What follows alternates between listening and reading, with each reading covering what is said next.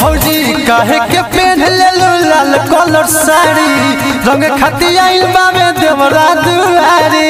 ए भौजी सुना आए हाय काहे खाती पहन ले लाल कलर साड़ी रंग खाती आइल बाबे देवरा दुआरी। काहे तू पहले बड़ा कोचर कोचर काहे तू पहले बड़ा कोचर कोचर पिच कोरिया तुहार कर कोचर कोचर पिच कोरिया तुहार कर कोचर कोचर पिच कोरिया।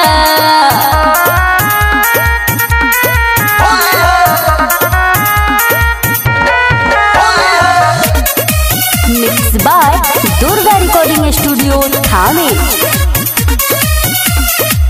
रंग बहार तोहार रंग बना खाई होल के मजा ले बहरी दुआरी।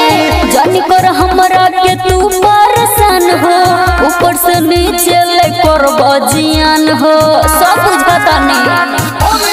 हाय हाय रंग बहार तोहार रंग बना खाई होल के मजा ले बहरी दुआरी। जानी कर हमरा के तू परेशान हो ऊपर से नीचे ले कर बजियान हो। केवाड़ी के किल्ली कोइलो खटर खटर केवाड़ी के किल्ली कोइलो खटर खटर पिच कोरिया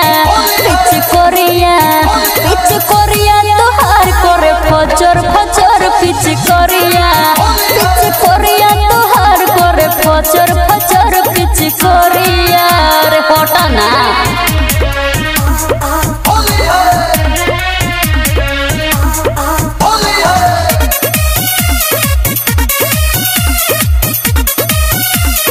ए भौजी सुनो ना मानिला बात भौजी कोरी नी होरा दूर से रंग में हम धरब न कोरा।